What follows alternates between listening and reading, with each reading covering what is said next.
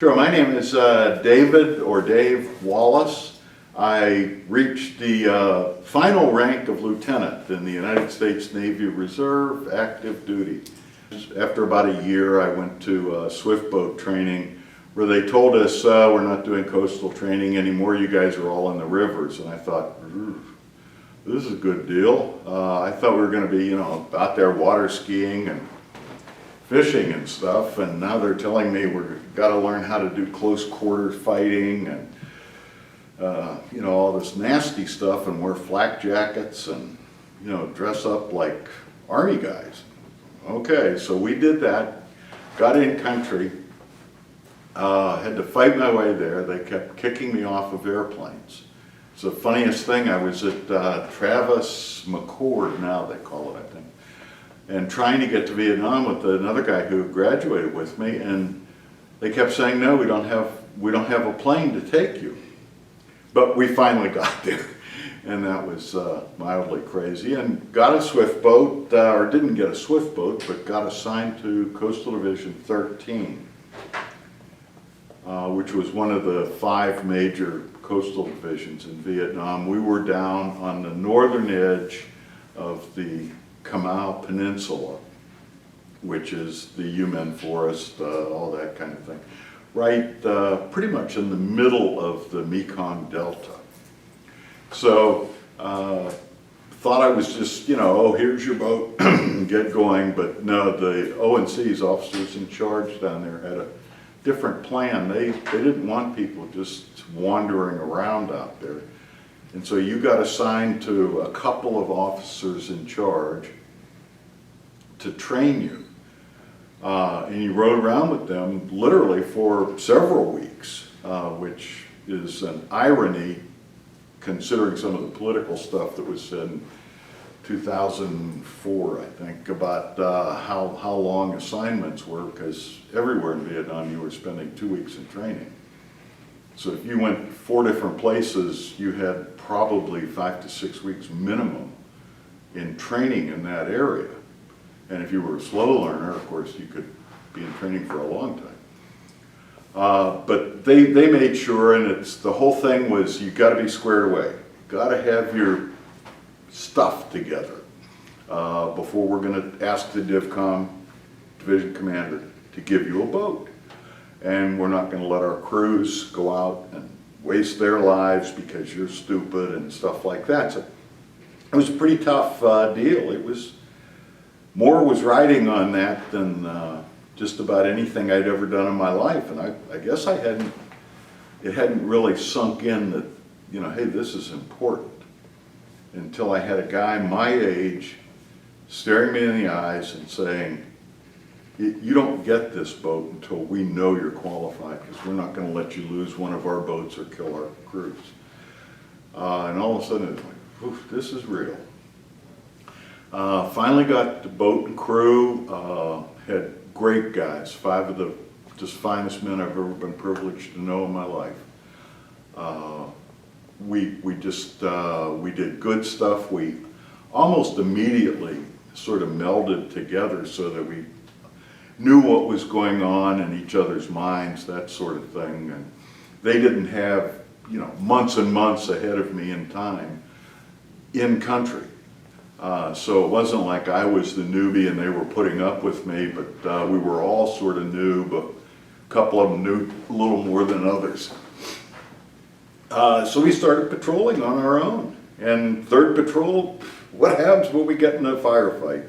So we all get our combat action ribbons and everybody's, yay, this kind of stuff. But then we just, you would go out, and in contrast to the guys who were there earlier in their careers, we would patrol for typically 4 days, come back in for maybe 3, then go back out for 4, that sort of thing. And we were going from Cat Lo, which was sort of inside of Vung Tau, which is the big bay that marks the beginning of the Delta area, going down the coast, down to the Basak River. And for some reason, somehow, we ended up, the boat, the crew and I ended up spending most of our time in the Bossack River, which is the lower major part of the Mekong system. So we got to know it real well, which was great. And we knew, the Navy advisors along there. We knew all the Army outposts. We knew where they were, how to get there. Knew their call signs, even established some, I guess in today's email parlance, established some back channel methods of communication, which were strictly illegal and which I think everybody knew, including our bosses, knew was going on. But at any rate, we would use them to set up operations and things like that, sort of on our own. And if you ended up being the senior guy on the river, and in the Bossack, for instance, there were 3 patrol areas, so there would be 3 boats on patrol in the Bossack at any given point. And of course it went nearest the ocean, next, and then next.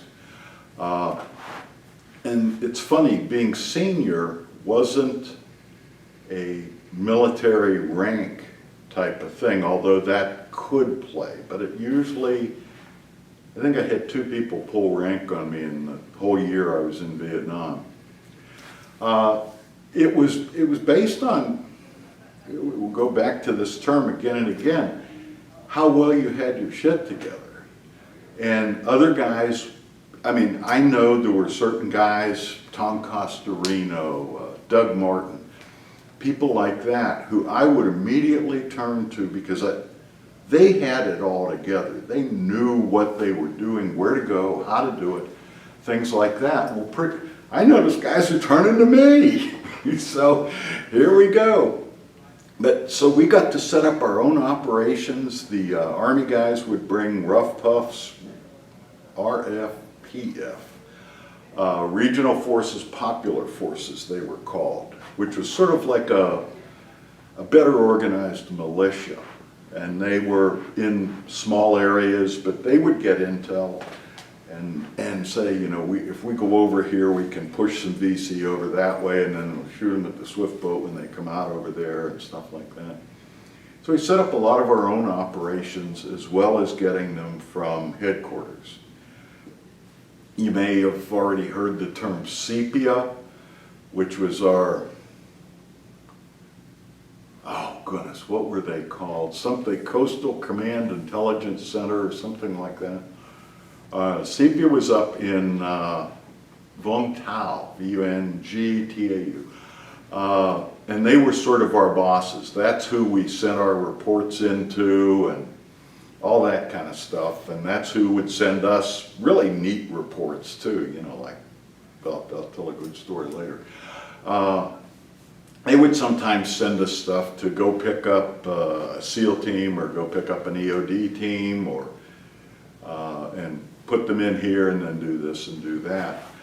We got to know, of course, the SEAL teams because they stayed pretty much at the same base as we were at, and so SEAL guy, the chief or the lieutenant or the lieutenant commander who was in charge, come over and say, "You guys busy tonight? Can you cover us?" And well, what does cover mean? Well, swift boats were very loud. 2 supercharged V12 engines that the exhaust pipes, there were 4 exhausts, and they were all exactly at the water line and covered with cute little metal flapper valves. So the swift boats made a lot of noise.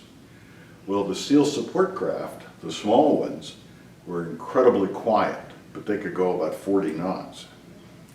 So we would go in through a canal at nighttime, a couple of boats, a couple of swifts, covering 1 or 2 of these SEAL support crafts.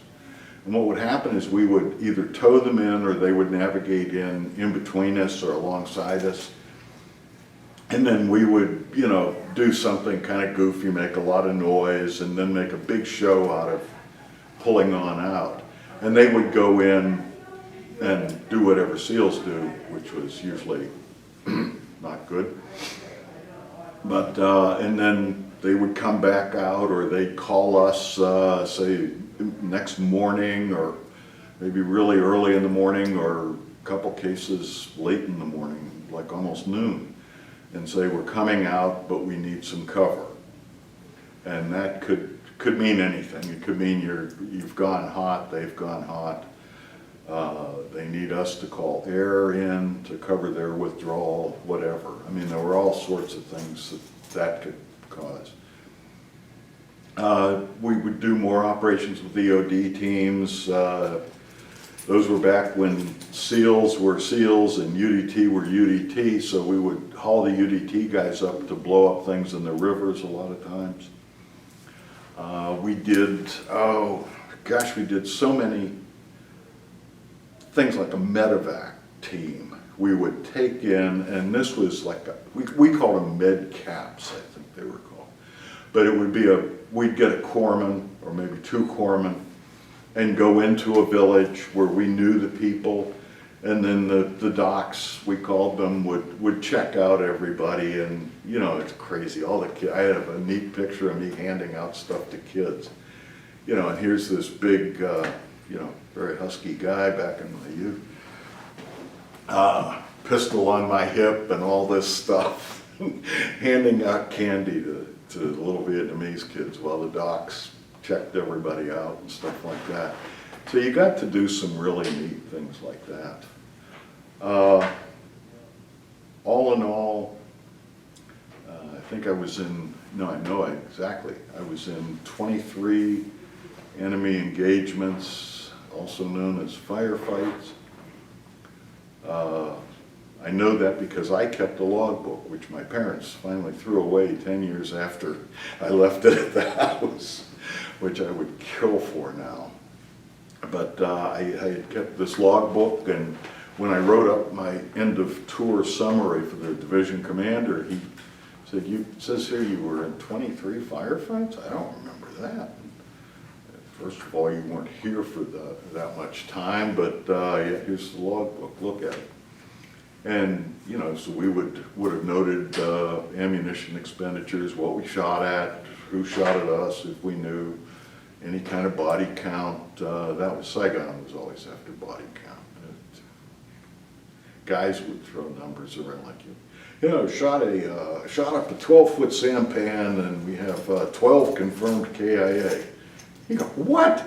You couldn't be at 12 people in a tiny little boat like that and stuff. But that's, Saigon wanted that. So